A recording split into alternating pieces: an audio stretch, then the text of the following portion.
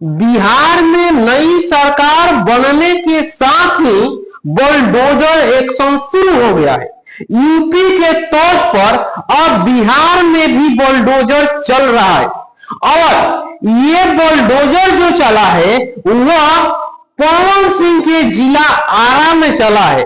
वह पवन सिंह जो 43 सीटों पर चुनाव प्रचार किए थे और 41 सीटों पर जीत दर्ज बीजेपी और एनडीए ने की थी, वही पवन सिंह के गृह जिला आरा में अतिक्रमण मुक्त कराने के लिए बुलडोजर चल रहा है। बुलडोजर चलना भी चाहिए, लेकिन एक तो बिहार में रोजगार नहीं है और जो फुटपाथ पर दुकान लगाते हैं, अगर उनके दुकान पर बुलडोजर चलेगा तो फिर बिहार के लोग दूसरे राज्यों में नहीं जाएंगे तो बिहार में क्या करेंगे।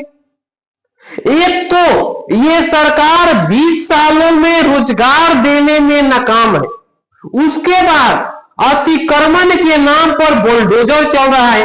वह गरीब जनता जो मोदी और नीतीश के नाम पर 10,000 रुपये के नाम पर, 1100 रुपया पेंशन के नाम पर और फ्री में मुफ्त में बिजली के नाम पर वोट दिया, और जैसे ही सरकार की गठन होता है वैसे ही बुलडोजर एक्शन शुरू हो जाता है।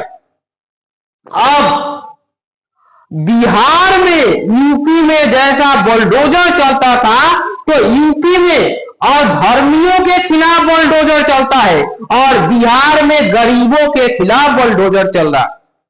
और बताइए कि जो फुटपाथ पर दुकान लगाते हैं उन पर बुलडोजर चल रहा है, लेकिन जिसके पास बड़े बड़े मॉल है, जिनके पास बड़े बड़े दुकान है, जो करोड़ों में अपना डील कर रहे हैं, उन पर बुलडोजर एक्शन नहीं चल रहा है और फुटपाथ पर बेचने वाले के साथ बुलडोजर एक्शन शुरू हो गया है।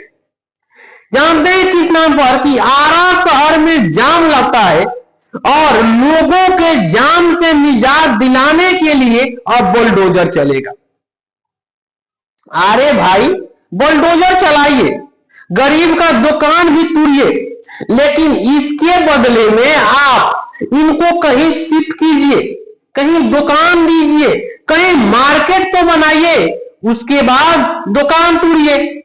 या ये शहर के बगल से आप रोड निकाल सकते हैं, हाईवे निकाल सकते हैं, शहर में बड़ी गाड़ी नहीं आएगी तो जाम नहीं लगेगा।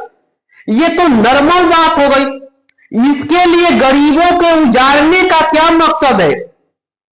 क्या जो चुनाव के बीचों बीच खबर चल रहा है कि नीतीश कुमार को कंट्रोल किया जा रहा है, अब नीतीश कुमार के हाथ में कुछ नहीं है, लेकिन 10,000 रुपये का लालच देकर ये इतना बड़ा घोटाला हुआ है ईवीएम को हैक कर कि अब बिहार की जनता खुद ये कह रही है कि हम वोट दिए नहीं, सरकार बन गई और मेरे पर बुलडोजर चल रहा है अतिक्रमण के नाम पर। ये कहां तक सही है? आप अपनी राय कमेंट बॉक्स में रख सकते हैं।